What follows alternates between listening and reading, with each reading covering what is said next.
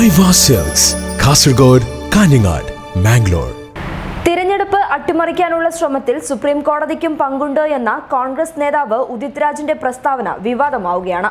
ലോക്സഭാ തെരഞ്ഞെടുപ്പിൽ മുഴുവൻ വിവിപാറ്റുകളും എണ്ണേണ്ട എന്ന സുപ്രീം കോടതി വിധിയെ ഉയർത്തിക്കാട്ടിയാണ് ഉദിത് രാജ് ഇത്തരമൊരു ചോദ്യം ഉന്നയിച്ചത്.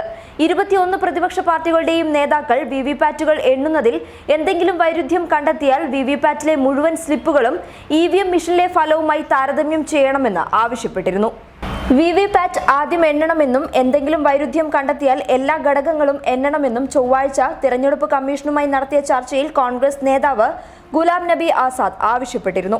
ഉത്തർപ്രദേശിൽ EVM മെഷീനുകൾ കടത്തിക്കൊണ്ടുപോകുന്നെന്ന വാർത്തകൾ വന്നതിന് പിന്നാലെ സമാന ആവശ്യമാണ് പ്രതിപക്ഷ പാർട്ടികളും ഉന്നയിക്കുന്നത്. അതേസമയം പല സ്ഥലങ്ങളിലും EVM മെഷീനുകളുമായി ബന്ധപ്പെട്ട പ്രശ്നങ്ങൾ റിപ്പോർട്ട് ചെയ്യപ്പെട്ടിട്ടും മെഷീനുകൾ സുരക്ഷിതവും ക്രമക്കേടുകൾക്ക് അതീതവുമാണെന്ന നിലപാടിലാണ് തെരഞ്ഞെടുപ്പ് കമ്മീഷൻ. നേരത്തെ വിവിപാറ്റുകൾ എണ്ണുന്നതുമായി ബന്ധപ്പെട്ട സുപ്രീം കോടതി വിധി പുനഃപരിശോധിക്കണമെന്നാവശ്യപ്പെട്ട് 21 പ്രതിപക്ഷ പാർട്ടികൾ നൽകിയ പുനഃപരിശോധനാ ഹർജി സുപ്രീം കോടതി തള്ളിയിരുന്നു.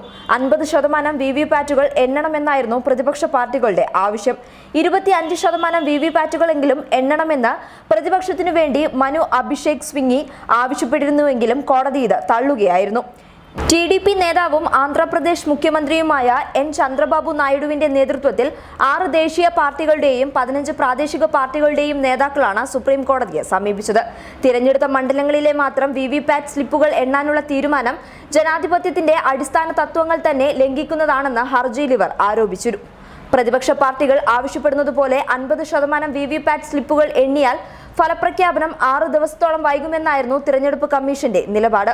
വോട്ടിംഗ് യന്ത്രങ്ങൾ കുറ്റമറ്റതാണെന്നും പലതവണ പരിശോധിച്ച് ആധികാരികത ഉറപ്പുവരുത്തിയതാണെന്നും കമ്മീഷൻ സമർപ്പിച്ച സത്യവാങ്മൂലത്തിൽ പറഞ്ഞിരുന്നു. News desk public Kerala.